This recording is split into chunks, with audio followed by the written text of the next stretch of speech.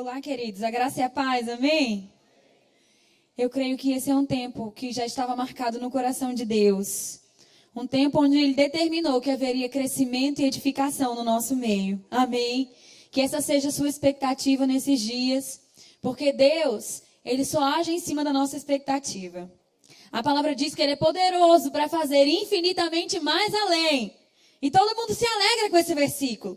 Só que esse versículo é muito claro ao dizer que ele fará sim, infinitamente mais além daquilo que pedimos, pensamos ou imaginamos. E é aqui que está a nossa falha muitas vezes. Não estamos pensando nada, não estamos imaginando nada, não estamos pedindo nada, não estamos desejando nada. E infelizmente Deus não pode fazer nada por nós. Mas se houver uma expectativa, por menor que seja dentro do seu coração, você vai sair daqui maravilhado diante de tudo aquilo que o Senhor vai fazer. Então não perde tempo. Não perde tempo. Esse é um tempo de crescimento para você. E que haja essa expectativa no seu coração. E assim Deus vai fazer infinitamente mais além. Amém? Então permanece com seu coração queimando de expectativa diante do Senhor, diante dessa palavra, porque uma palavra vinda de Deus pode mudar a sua vida para sempre. Amém? Que vocês sejam edificados pela palavra nessa noite. Amém. Glória a Deus. Quantos estão prontos para receber mais um pouco da palavra? Amém. Você trouxe sua Bíblia? Eu queria que você carinhosamente levantasse ela no ar. Vamos deixar Satanás nervoso hoje à noite. Diga, esta é a minha Bíblia. Não, está muito fraco. Diz com mais vigor. Esta é a minha Bíblia. Diga, eu sou o que ela diz que eu sou. Eu tenho o que ela diz que eu tenho. Eu posso o que ela diz que eu posso. Neste momento, eu vou receber a viva, eterna, imutável palavra de Deus. Meu coração está aberto. Minha mente está alerta. E eu nunca mais serei o mesmo. Nunca, nunca, nunca. No nome de Jesus. Glória. Bom, meu nome é Natan. E para quem não me conhece, eu quero dizer que é uma grande alegria poder estar aqui pela primeira vez. Não a primeira vez no Icaraí ou em Niterói. Eu morei 3 anos na zona oeste do Rio de Janeiro, em Campo Grande, fazendo a obra do Senhor. E já tive a oportunidade de estar por aqui pregando em outras igrejas. Eu quero dizer que a cidade de vocês é muito bonita. Cadê a alegria desse povo? Mas é muito bonita. E é sempre uma alegria muito grande poder estar aqui de volta. E eu tenho o prazer de poder compartilhar um pouco da palavra com os irmãos. Eu espero que realmente o coração de vocês esteja aberto e a mente esteja alerta. E como já tem sido dito, o tema é maturidade espiritual. E eu separei inicialmente 4 textos das Escrituras que você poderá abrir ou não juntamente comigo, mas que vão servir de pontapé inicial para o assunto, pelo menos da forma que eu pretendo falar. Amém, gente? A primeira passagem é 1 Pedro 2:2. Em seguida, a gente vai ler Hebreus 5, 12 e 13. Depois leremos Efésios 4, do versículo 11 ao versículo 15. E finalmente, das 4 passagens iniciais, leremos 1 Pedro, capítulo 2, versículo 4. Olha aqui para mim, não vai ler agora sem mim que isso é covardia. Olha para cá.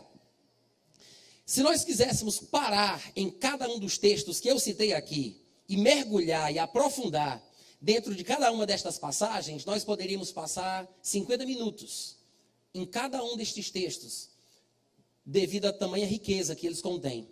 Mas eu separei esses 4 para que nós possamos perceber a semelhança que há entre a declaração de cada um deles.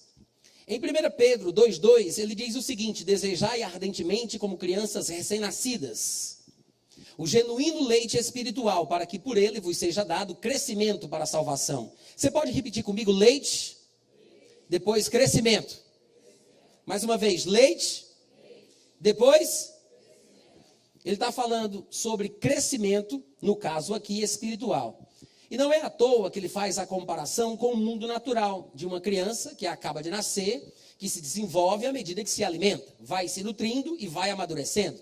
É por isso que ele diz como crianças recém-nascidas. E ele fala sobre o leite genuíno, o que dá uma ideia que pode ter alguma outra coisa que se faça passar por leite, quando na verdade não passa de garapa. E todo mundo sabe que a única coisa que produz o crescimento que produz o crescimento é o leite genuíno. Quantos podem dizer amém? Obviamente, ele está falando da palavra. Isso vai ficar mais claro à medida que formos lendo os próximos textos que eu mencionei. Em Hebreus, no capítulo 5, no versículo 12 e 13, o autor da carta aos Hebreus diz o seguinte: com efeito, quando devíeis ser mestres, ele não está falando aqui sobre o dom ministerial do mestre, mas ele está falando sobre a capacidade de reproduzir aquilo que recebeu. E ele diz: quando devíeis ser mestres, atendendo ao tempo decorrido, tendes novamente necessidade. E é interessante essa expressão. Ele diz: tendes novamente necessidade. Necessidade de quê? De que alguém vos ensine de novo quais são os princípios elementares dos oráculos de Deus. Assim vos tornastes como necessitados de leite. Ele acabou de dizer que os irmãos hebreus tinham necessidade de serem ensinados. Não, eles tinham necessidade, novamente, de serem ensinados. E agora ele diz: vos tornastes necessitados de leite, e não de alimento sólido.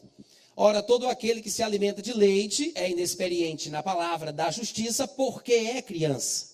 Mas o alimento sólido é para os adultos. Você observa mais uma vez que o assunto aqui trata sobre crescimentos. Quantos concordam comigo?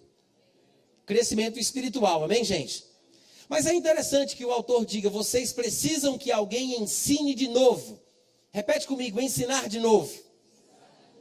Ele está falando sobre pessoas que passam um determinado tempo que deveria ter trazido a maturidade esperada, mas dentro desse tempo decorrido a pessoa não cresceu como deveria.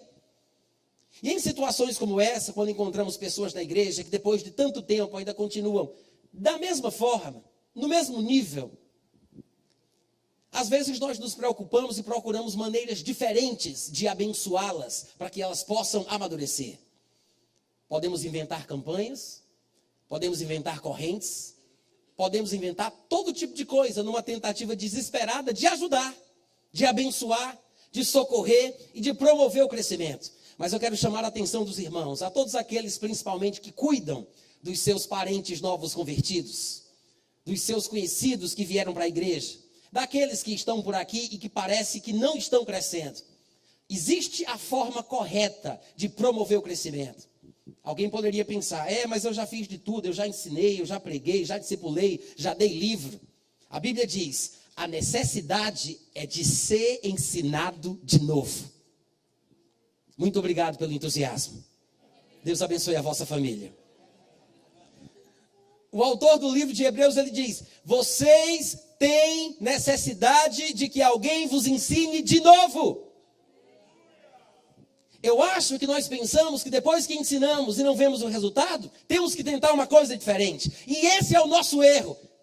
Não é porque a palavra não produziu o efeito de uma primeira vez que temos que procurar uma segunda alternativa. O problema nem sempre está naquele que fala.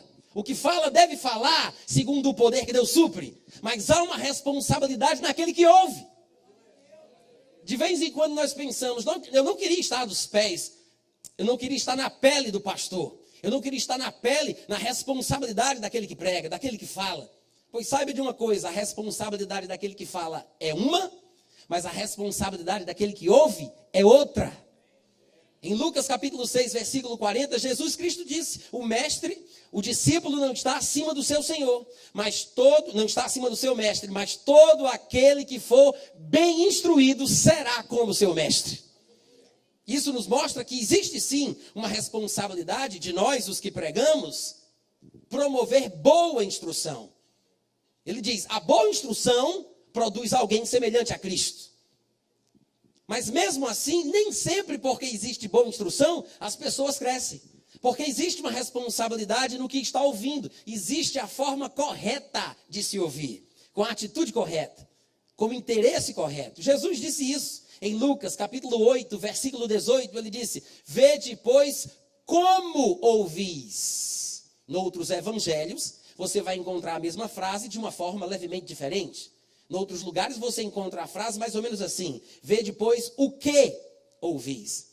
E eu creio que essa diferença seja muito útil para a nossa vida.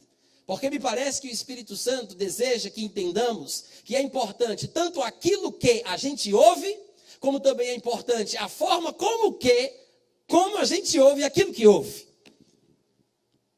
Vocês podem dizer amém de vez em quando? Vede, pois, Jesus diz em Lucas 8:18, vede, pois, como ouvis, porque o que tem, dependendo da forma que ouve, se lhe dará. E o que não tem, dependendo da sua atitude, até o que pensa que tem, lhe será tirado. Glória! Vede, pois, como ouvis. Nós que falamos, devemos falar segundo o poder que Deus supre, porque a boa instrução produz discípulos semelhantes a Cristo. Mas não adianta nada boa instrução se nós não temos bons ouvintes. Cornélio mandou chamar Pedro, e em Atos 10:33 ele diz, estamos todos aqui reunidos, prontos para ouvir. Eu gosto disso. Prontos para ouvir tudo o que te foi ordenado da parte de Deus. Tem muita gente que vem, mas não se traz junto. Eu sei que foi muito profundo, eu vou tentar repetir um pouco mais devagar. Tem muita gente que vem para a igreja, que faz parte dos cultos, mas não se traz junto. Está de corpo presente, mas a mensagem entra no ouvido e sai pelo outro. Não importa se você ouviu 1, 2, 3, 10, 20 vezes. Toda vez que você ouvir desinteressadamente, sem a atitude correta, requerida por Jesus Cristo, em Lucas 8:18, você não vai aproveitar nada. Ah, mas são 20 anos, Natan. 20 vezes nada é nada. 50 vezes nada é nada, meu irmão. Sabe calcular não, compadre? Nada. E às vezes nós, os pregadores, nos desesperançamos. Pensamos que o problema talvez esteja em nós. Que não pregamos bem, não ensinamos bem, não estamos fazendo corretamente a nossa parte. Nem sempre. E para que não busquemos alternativas fajutas, fracas, que mais atrapalham do que ajudam, devemos seguir as instruções da palavra. Queremos maturidade espiritual? O povo não está crescendo, devido ao tempo decorrido já deveriam ser mestres, mas ainda precisam de leite. O que é que eu faço? A Bíblia diz, precisam ser ensinados de novo.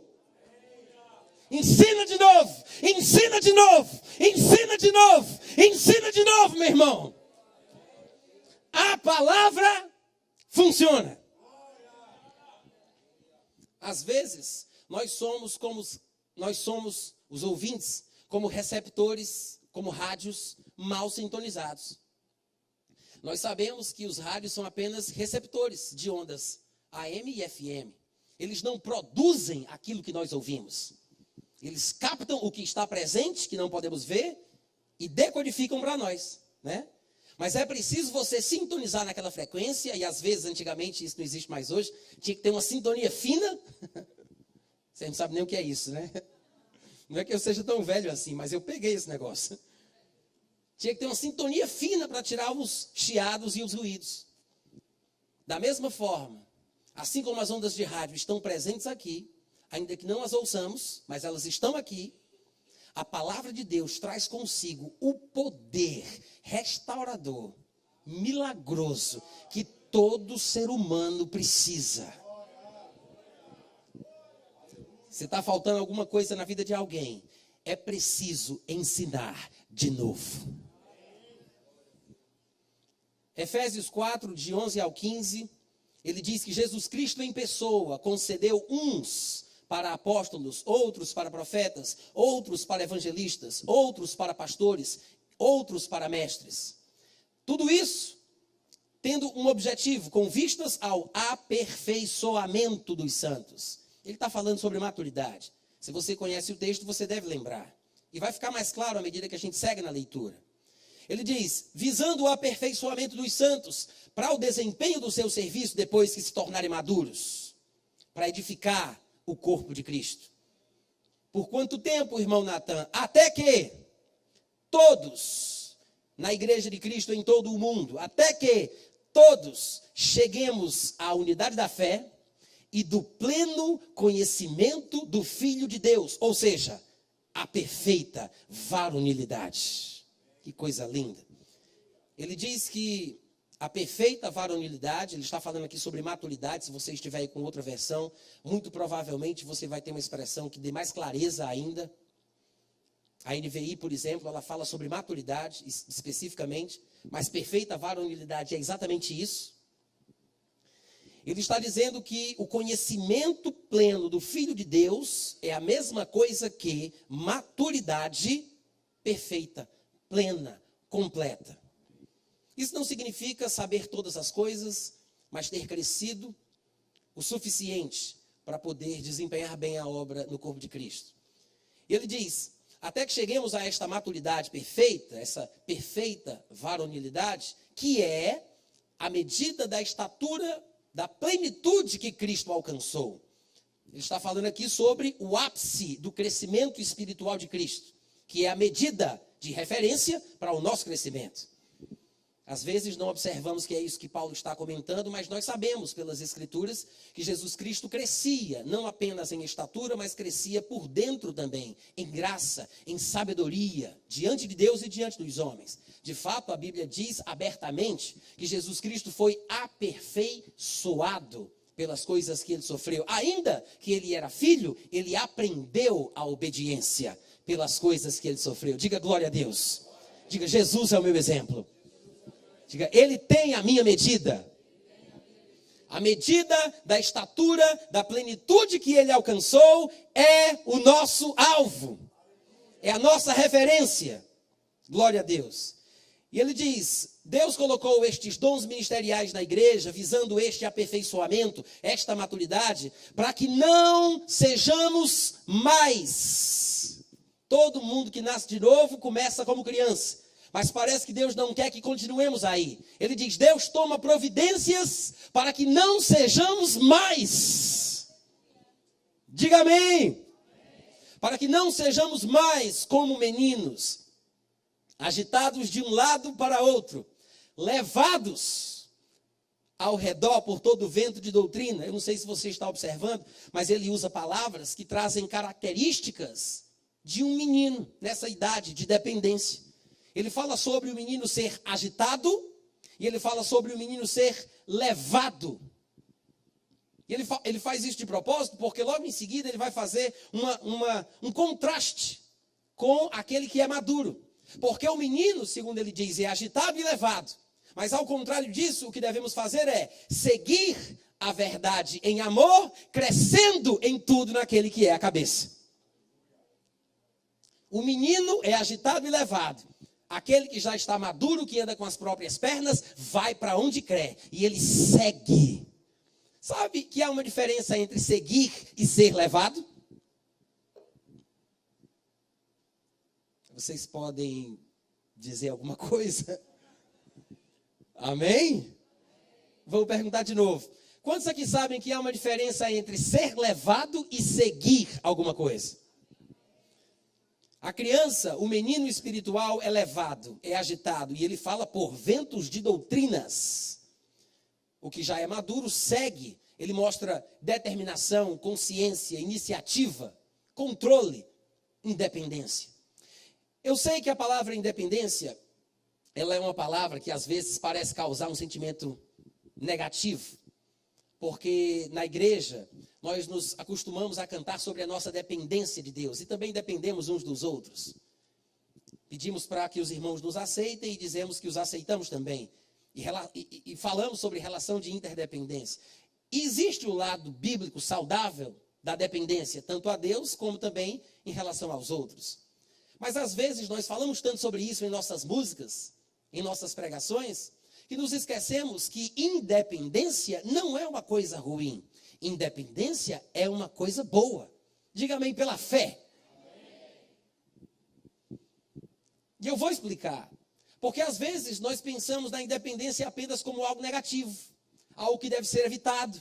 Que não pode haver em nossa vida. Mas às vezes os problemas que nós experimentamos é exatamente porque não estamos almejando esta independência saudável. Esta independência que pela Bíblia parece que o crente deve almejar.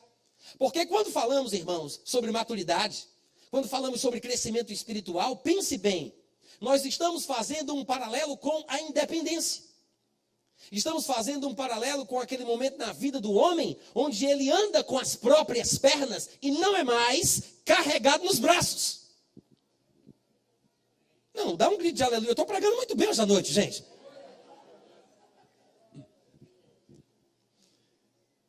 A Bíblia diz em 1 Timóteo, capítulo 2, versículo 4, Deus deseja que todos os homens sejam salvos e cheguem ao pleno conhecimento da verdade. Esse pleno conhecimento da verdade que é mencionado aqui é o mesmo pleno conhecimento do Filho de Deus que acabamos de ver em Efésios capítulo 4. Ele está falando sobre a vontade de Deus de que os salvos amadureçam. Quantos aqui acreditam que Deus quer que todos sejam salvos? Está escrito, meu irmão, Deus deseja, 1 Timóteo 2,4, é um dos meus versículos prediletos na Bíblia, se é que eu tenho a liberdade de dizer isso. Mas ele fala, Deus deseja que todos os homens sejam salvos. Quantos Deus quer salvar? Quantos Deus quer que sejam salvos? Se Deus quer que todos sejam salvos, é possível que todos sejam salvos? Sim. Isso quer dizer que todos serão salvos? Não. O simples fato de Deus querer não significa que há de acontecer só porque quem está querendo é Deus. As coisas não funcionam assim. Sim, Deus tem vontade. Tem coisas que Ele gosta e coisas que Ele desgosta. Ele é uma pessoa, por isso podemos ter um relacionamento pessoal. Tem coisas que o agradam e tem coisas que o entristecem. E Deus mostra que tem um desejo, que é que todos os homens sejam salvos. Mas a questão não é se Deus quiser, é se o homem quiser. No último capítulo da Bíblia, em Apocalipse capítulo 22, está escrito: o Espírito e a noiva dizem vem, aquele que ouve, diga vem, e quem quiser, venha e receba de graça da água da vida. Oh, glória! Quem quiser, não é se Deus quiser, é quem quiser. Deus quer que todos os homens sejam salvos. É da sua vontade, mas não andarão dois juntos se não estiverem de acordo.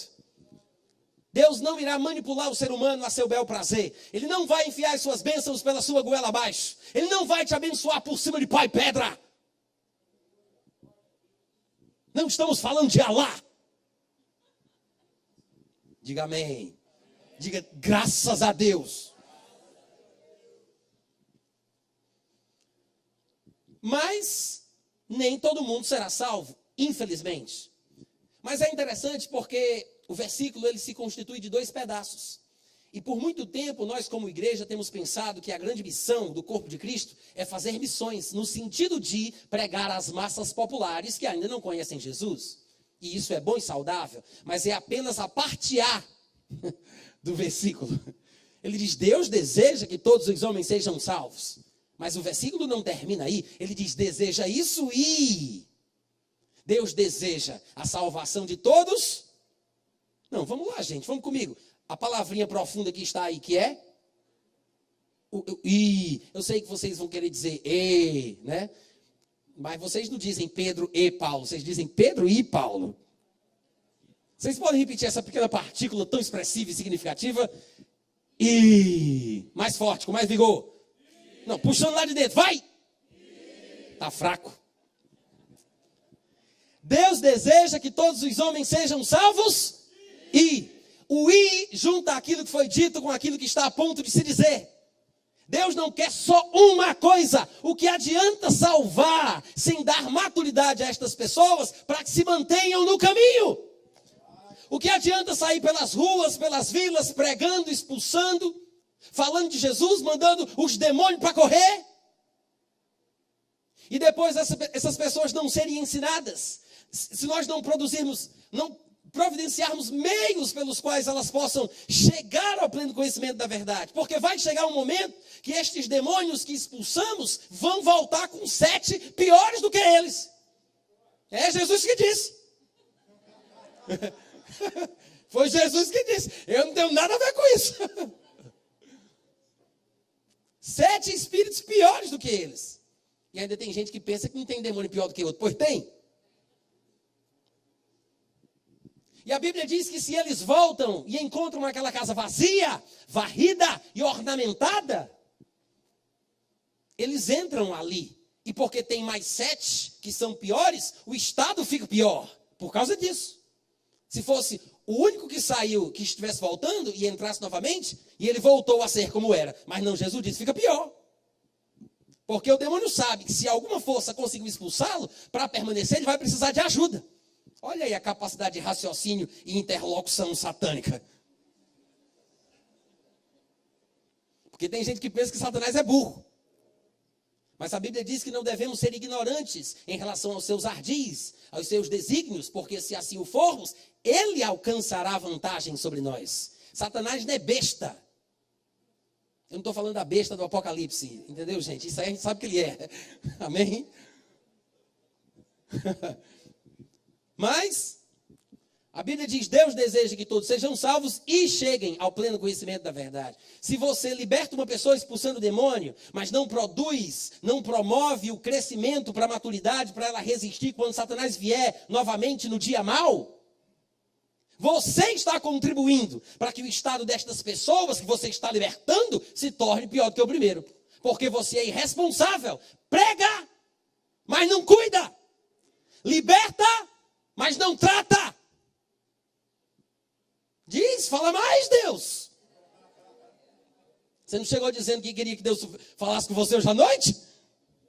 Pois ele está falando. Amém, irmãos? Há uma necessidade imperativa para que aqueles que foram salvos ouçam a palavra, recebam a palavra, sejam ensinados de novo. Há uma necessidade de ensinar de novo, e de novo, e de novo, e de novo, e de novo. É uma necessidade, a Bíblia diz. E isto vai produzir esta independência saudável que nós deveríamos almejar.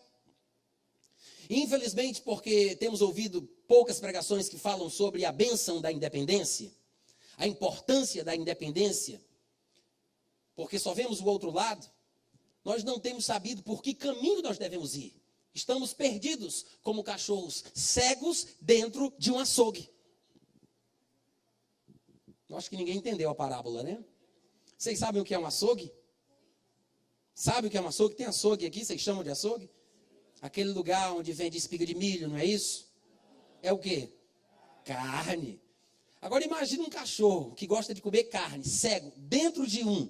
Ele sente o cheiro da bênção, mas não sabe onde é que morde. Tem muito crente assim.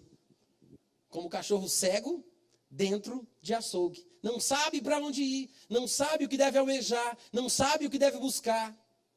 A pessoa sai do lugar onde deveria estar procurando chegar nele. Isso que eu falei foi muito profundo.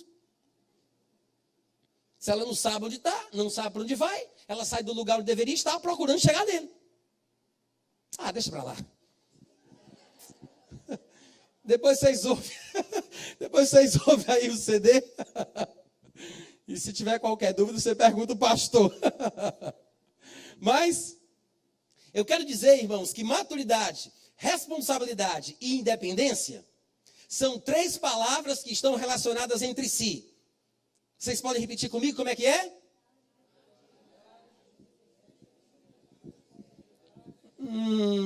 Vamos tentar de novo? Vamos lá. 1, 2, 3, vai! Maturidade, responsabilidade, tudo a ver uma coisa com a outra. Maturidade traz responsabilidade, que consequentemente traz a independência. Estão relacionados entre si. E como eu disse e repito, a independência é uma coisa boa. Pare para pensar um pouco, irmãos. Não depender de alguém para andar, para comer, para se vestir. Não depender. Porque às vezes só conseguimos enxergar o outro lado. Eu dependo de Deus, dependo do meu irmão. E tem o seu lado positivo. Mas pare para pensar, e eu vou dar aqui 2 exemplos de independência. E eu acredito que isso, de dependência, e eu acredito que isso vai nos ajudar a compreender o que eu estou falando. Já que estamos falando aqui sobre crescimento espiritual, rumo à maturidade espiritual, nada melhor do que usar crianças como exemplo.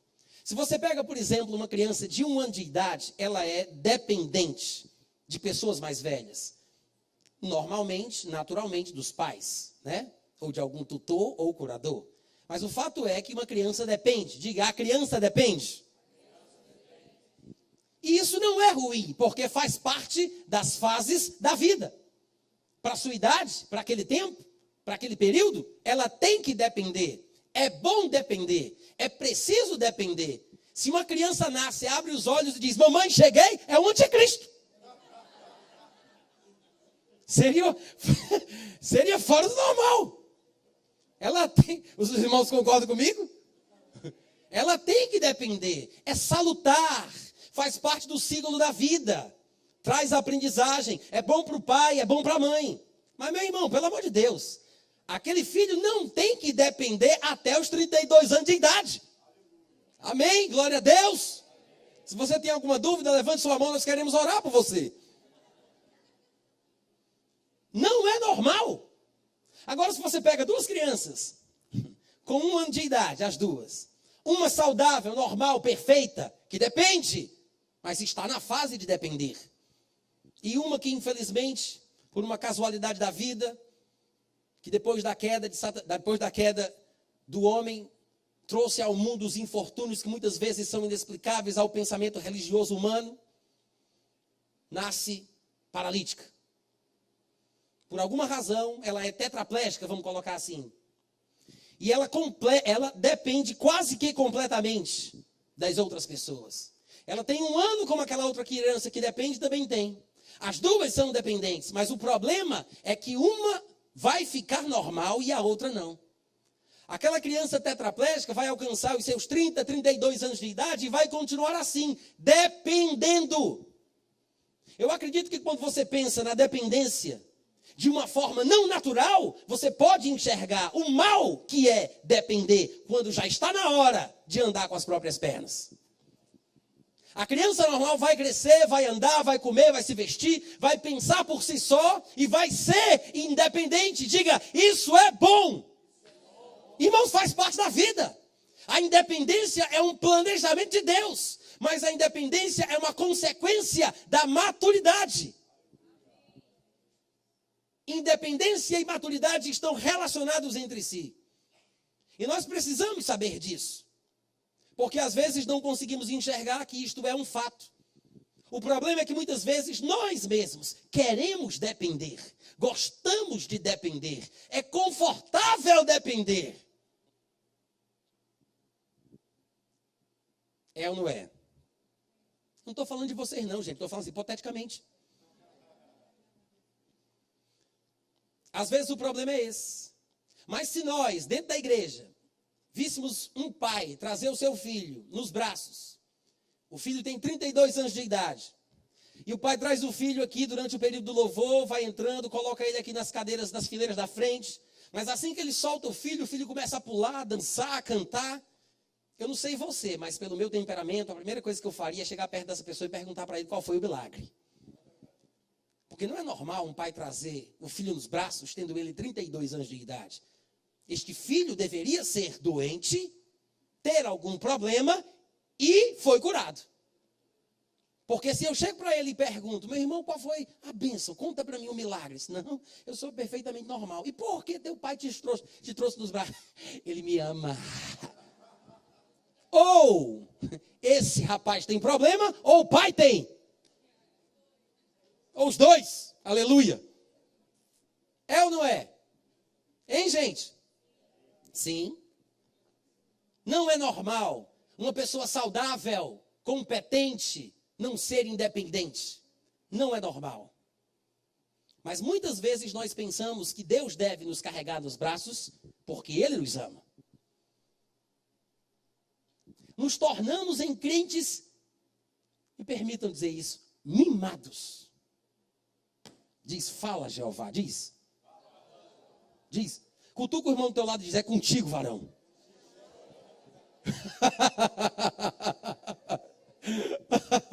Fica sorrindo e olhando para frente, ninguém vai desconfiar que Deus está falando contigo. Amém? Isso, disfarça. Oh, lindo, glória.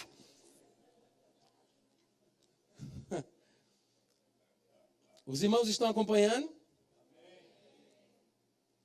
Em Gênesis capítulo 21, versículo 8, a Bíblia diz que Isaac cresceu e foi desmamado. Nesse dia que o menino foi desmamado, Abraão deu um grande banquete. Deve ser motivo de alegria que o desmamamento seja um sinal de crescimento e de independência. A amamentação faz parte do processo normal e natural de crescimento e amadurecimento do ser humano. Agora, mas não é normal que o ser humano fique mamando até a morte. Amém, irmãos? Quantos entenderam a parábola? Vá trabalhar. Agora eu quero lembrar que na infância, a dependência, ela não se limita aos movimentos. Ela também está relacionada aos pensamentos e aos sentimentos. Às vezes, uma mãe veste a criança com o estilo de roupa que a mãe gosta, porque a criança ainda não consegue dizer, detesto isso. As cores das roupas da criança são as cores de preferência da mãe. Os sentimentos, as emoções, a capacidade de pensar, de sentir da criança, também depende dos gostos dos pais, dos que cuidam dela. Os irmãos entendem o que eu estou falando? Existe também essa dependência nos sentimentos e nas emoções. Em 1 Coríntios 14, 20, eu vou usar aqui a versão revista e corrigida de João Ferreira de Almeida, ele diz o seguinte: irmãos, não sejais meninos no entendimento. Olha só, meninos no entendimento. Repete comigo a expressão, como é que é? Fala um pouco mais alto, como quem está gostando da pregação, vai. Não sejais meninos no entendimento, mas sede meninos na malícia e adultos do entendimento. Agora repete. Paulo usa duas expressões interessantes. Ele fala meninos no entendimento, adultos no entendimento. E como se não bastasse, ele mesmo testemunhando sobre a sua própria vida, ele diz em 1 Coríntios 13, 11, quando eu era menino, eu falava como menino, sentia como menino, pensava como menino. Pensamentos e sentimentos infantis. Deus falando. Pensamentos e sentimentos infantis. Existe uma dependência emocional no corpo de Cristo. E eu até diria um pouco mais exacerbada do que o normal. Dependemos mais do que deveríamos uns dos outros. E culpamos uns aos outros se não somos felizes. Porque somos... Porque eu vou conseguir. Nem me olha com essa cara que eu vou conseguir. Porque somos o corpo. Não me atrapalhe que o pregador sou eu. Porque somos o corpo de Cristo, ou membros uns dos outros. Isso não quer dizer que eu só vou ser feliz se as pessoas fizerem o que eu quero que elas façam. Se elas pensarem sobre mim o que eu quero que elas pensem. Se elas me tratarem da forma que eu tenho a expectativa de ser tratado. Se eu for viver, irmãos, esperando uma reação que, a meu ver, vai ser bom para mim, eu vou me dar mal. Você vai se decepcionar fácil e vai se decepcionar rápido dentro da igreja. Inclusive com os pastores e com a liderança. Porque você vai ter o sentimento de que ele tem que fazer o que você acha que ele deve fazer para você ser feliz. E você vai estar sempre dependendo, porque você pensa de forma infantil. Você sente de forma infantil a sua relação dentro do corpo. Se nós nos ajudamos, nós nos suportamos em amor, damos suporte uns aos outros, nos perdoamos, nos instruímos, nos admoestamos e repreendemos quando é necessário, tudo por um bem maior. Mas eu preciso entender que eu tenho uma vida individual diante de Deus e eu devo administrar a minha vida, tomar as rédeas das minhas emoções, porque senão eu me lasco. Quantas pessoas que vêm para a igreja se decepcionam com uma coisa que supostamente o pastor fez ou não fez? A pessoa está sempre dentro da igreja, dá o dízimo, dá as ofertas, canta, participa, limpa o chão, participa do mutirão, traz roupas para o bazar, é uma pessoa ativa, evangeliza, vai no hospital. O que precisa, ela está lá. Um dia, a pessoa de repente tem uma dor de cabeça, sabe lá o quê? Fica em casa um pouco entristecida, emburrada, por uma coincidência do destino, ninguém lembra dela. É o corre-corre na igreja, vida de igreja não é fácil, tem muita coisa para fazer, o pessoal vai passando, e as coisas acontecem, e ninguém lembra de ligar, de perguntar, de ir atrás, de saber como está, o que foi, o que não foi. De repente passa um culto, ninguém lembrou da pessoa. Acontece, gente. Mas aí está lá a pessoa que já podia vir para cá, para o culto, já está bem, já passou a dor, mas ela agora começa a sentir uma dor mais profunda em seu coração, porque ninguém ligou para ela. E ela começa a meditar nisso. Vai piorar. E ela começa a pensar, eu sabia, estou lá feito besta, eu amo, eu me entrego, eu participo, eu contribuo.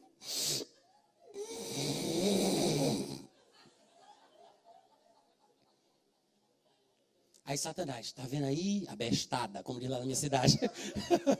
Eu sou cearense, se alguém não percebeu ainda. Está vendo aí a bestada? Isso é para tu deixar de ser besta.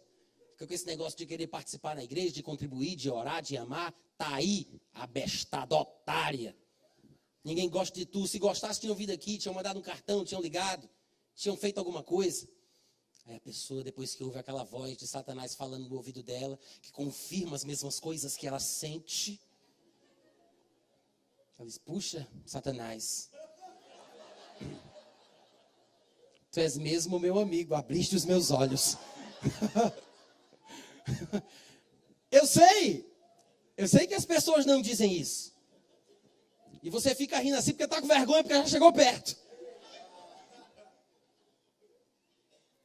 Mas se a gente parasse para pensar, o quão idiota nós somos às vezes, e como somos fracos emocionalmente, como dependemos da aprovação dos outros, não temos consciência viva e real do quanto Deus se importa conosco, do quanto Ele nos ama.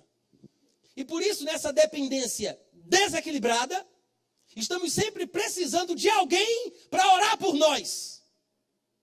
Gostar de nós. Eu sei que não é um português muito bem dizido, mas eu quero manter aqui a concordância. Sempre estamos precisando de alguém para nos abençoar, para orar, para amar. Aí é por isso que fica nesse círculo vicioso. As pessoas compram um carro novo e esperam que o pastor abençoe o carro novo. A pessoa vai para um lugar novo e ela espera que os pastores abençoem a casa nova. E esse círculo de dependência é nocivo. Porque, primeiro, nós estamos desgastando a vida dos nossos pastores com coisas que não são necessárias. E eu já pastoreei há alguns anos e eu sei como é que é esse negócio de querer tomar café na casa dos irmãos com bolacha creme crack, às 6 da tarde. Você tem que ir na casa de cada um. Se esquece de um, pronto, acabou-se toda a sua tentativa. Vai criar uma confusão, vai dizer que você faz recepção de pessoas. E nós nos desgastamos, porque estamos sempre querendo cuidar de coisas que não fomos feitos para cuidar. Mas o problema é que às vezes gostamos que dependam de nós. A pessoa vai viajar, ela precisa perguntar o que eu sinto. Ela vai se casar, ela precisa perguntar se eu sinto paz. É verdade. Nós que estamos no púlpito e às vezes estamos liderando, gostamos que as pessoas dependam. E as pessoas gostam de depender. E nós criamos uma coisa doentia dentro da igreja que nos impede de ver o que é melhor para todos nós. E ficamos nos desgastando e trabalhando mais do que devíamos em coisas que não vão dar em nada. Existe um tempo em que o pastor vai carregar nos braços. Ele vai cuidar. Mas tem uma hora, meu irmão, que ele vai soltar, vai dar a palmada e diz, anda, rapaz, bora. É normal o pai soltar o filho e dizer, vem pro papai, caiu, ó coisa, levanta de novo. Faz parte. Mas nós somos super protetores, super cuidadosos. E estragamos as pessoas. Ou nos estragamos quando estamos do lado de lá, querendo essa super proteção. Estou pregando bem ou não estou?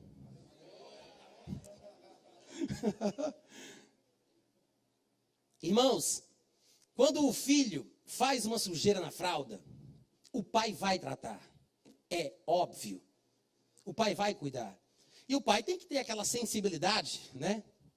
Aquela capacidade, aquele status quo de não jogar a fralda e o menino junto. Claro. Porque seria um absurdo, é outro extremo, é um desequilíbrio. Sujou a fralda, joga tudo no lixo, cansei. Não pode fazer isso, quantos aqui entendem? Tira a fralda, limpa o menino, mas fica com ele. Amém, irmãos? Mas eu vejo que Deus está tocando os corações hoje à noite. Amém? Mas às vezes, nós somos como... Eu não sei se vocês já passaram por isso. Quando eu era criança, eu tenho 41 anos de idade, mas quando eu era bem menino, ainda antes dos 10 anos de idade, eu sofri um negócio no meu pé, que eu não me lembro o que foi, e eu fiquei pulando numa perna durante um tempo, e eu vi que aquilo abalava as emoções da minha mãe. E ela ficava, de alguma forma, querendo demonstrar o seu amor para comigo. E ela não deixava que eu andasse. Me trazia água, fazia minhas coisas. E minha mãe era muito durona. Ela não era de fazer esse tipo de coisa. Quando eu percebi, quando eu percebi que aquilo ali era vantagem para mim, eu não quis ficar curado, foi nunca. E comecei a me aproveitar da manha, para minha mãe ficar sempre me paparicando. Claro que eu teria que ser curado. E minha mãe tinha os seus métodos. Se eu não me engano, era um bicho de pé. E estava muito inchado. E ela pegou uma agulha e furou e me bateu e pronto. Eu tive que superar. Mas o que é interessante é que a gente quer ficar naquela situação. A gente gosta. É bom. E na igreja nós fazemos isso. Né? Nós gostamos que as pessoas tenham pena de nós. É como se nós achássemos que tem que ter um tempo de pena, de autocomiseração. As pessoas têm que olhar para a gente com dó. Não posso me alegrar e sorrir tanto, porque vão pensar que eu estou querendo ser melhor do que os outros. Vai dizer para mim que não acontece. Alô? Câmbio? Mas, irmãos, é por isso que os líderes e os pastores devem ter sensibilidade para saber quando falar mais duro, quando pegar mais firme, ou quando ser misericordioso, com mais graça, com mais sensibilidade. Existem casos e casos, situações e situações. Eu não sou pai, mas sou um bom observador. Eu sei que existem filhos de um mesmo casal que exigem tratamentos diferentes. Porque tem filhos que você diz, não faça isso. E o temperamento daquele filho faz com que ele, pela palavra, simplesmente obedeça. E existem outros que você pode gritar o que você quiser, dizer, falar que vai bater, e ele faz. Então os pais aprendem, pela convivência, que o trato tem que ser diferente e específico para cada caso, com cada pessoa. Amém, gente? É por isso que temos que ter a sensibilidade e saber quando é a hora de fazer a pessoa andar com as próprias pernas. Parar de carregar no braço. Porque se eu fizer mais do que devo, pensando que estou demonstrando amor, eu estou falando aqui do ponto de vista da liderança, mas você pode se colocar na posição da pessoa que está sendo mal cuidada com o amor excessivo, aspas, porque o amor nunca é demais. Amém? Mas não estamos falando sobre o amor em si, mas estamos falando sobre o desequilíbrio. Se uma criança estiver sendo carregada pelo pai e pela mãe numa rua, nos braços, cada pai, o pai segurando numa mão, a mãe segurando na outra, e se aquela criança leva uma topada, bate o joelho no chão, arranha um pouco, sai um pouco de sangue, e se a mãe corre para a criança, bota ela no colo, aí passa a mão na cabeça, aí dá um beijo, aí abaixa, diz, mamãe está aqui, mamãe te ama, está tudo bem, mamãe está aqui. Aí o pai olha assim para a criança e solta no chão. Aí a mãe solta e diz, deixa eu ver o joelho, flexiona aí, se agacha um pouco, bate agora no chão, tá bem? Anda. Eu pergunto a vocês, quem está certo dos dois? Quem está certo? Os dois estão certos. Cada um faz o que tem que fazer. Na idade da criança, talvez ela não entenda o que fez e precise mesmo entender que não foi culpa dela e deve sentir a expressão de amor dos pais. Mas também não se deve ficar preso naquilo ali quando não há necessidade de exagero. Amém, gente? Mas, da mesma forma, no mundo espiritual, às vezes nós gostamos de ser mimados demais. Crente mimado é um perigo. E eu quero contar uma parábola para encerrar. que fala sobre um crente mimado. Quantos podem me dar 5 minutos para que eu possa contar essa parábola? Eu sei que já avançamos um pouco na hora, mas eu gostaria de 5 minutos. Quem pode me dar 5 minutos? 5, 10, 15, 20, 25, 30, obrigado, é suficiente. Eu agradeço. Mas Jesus, falando a respeito de alimentação, um dia ele disse que a comida entra pela boca do homem, vai para o ventre, e do ventre sai para um lugar escuso. Esse menino é normal?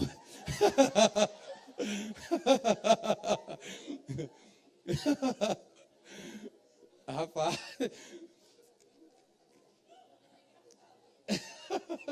Eu não entendo qual é a graça. Bom, deixa pra lá. Vou repetir, tá? Não me atrapalhe novamente.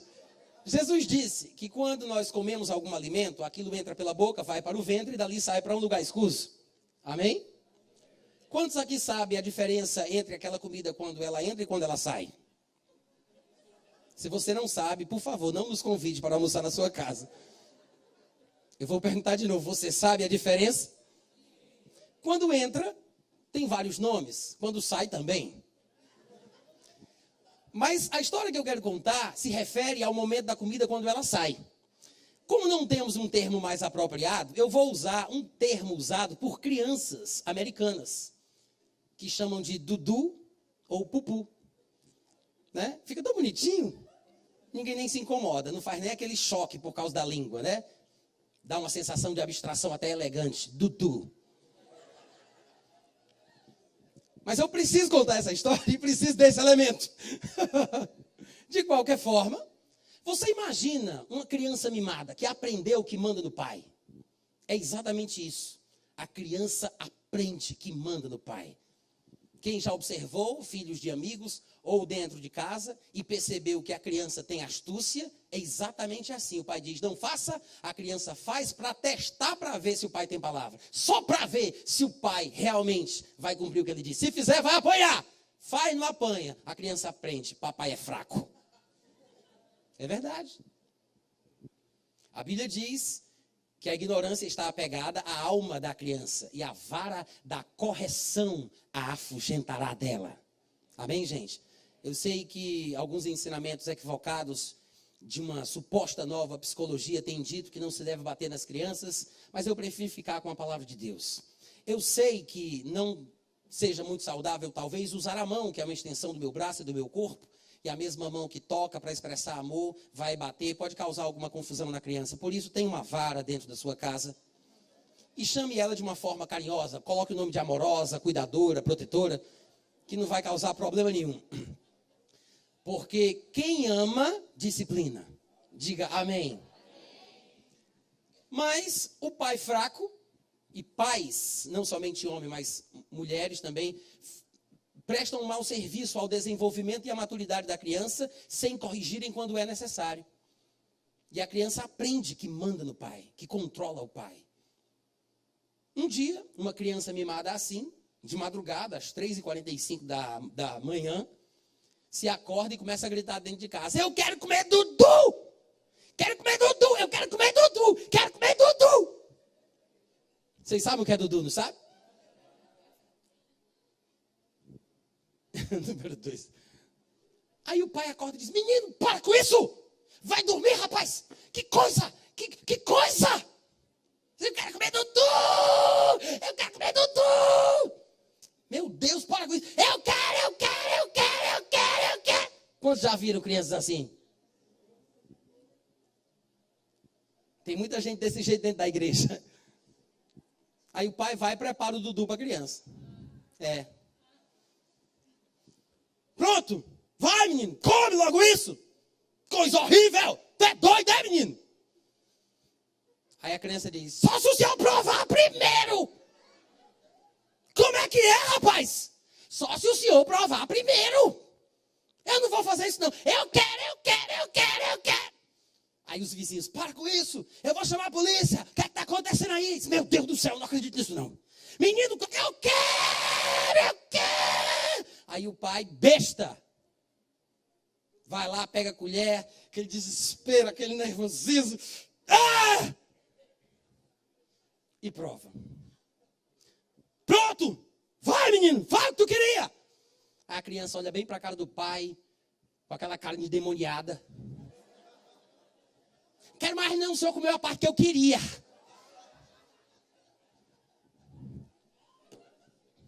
Eu acho é pouco.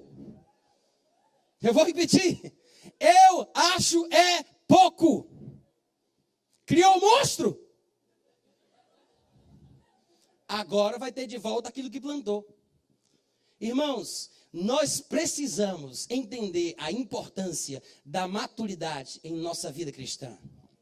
São situações até engraçadas que nós temos falado aqui durante essa ministração, mas fazem referência a verdades profundas. E eu tenho certeza que nunca mais você vai se esquecer do Dudu.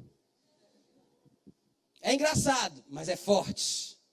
Principalmente na vida daqueles que já não sabem mais o que fazer nas relações de educação ou de relação com os outros que os deixaram mal acostumados. Está na hora, irmãos, da gente crescer e procurar a nossa independência espiritual. Por favor, eu não quero que você se espante, estamos apenas na primeira parte. Eu sei que muitos sentimentos, questionamentos podem surgir em seu coração, mas amanhã à noite a gente vai continuar. E eu quero lembrar que não dá para pregar a Bíblia toda numa noite só. Amém? Você pode ficar em pé? Quantos foram abençoados hoje à noite?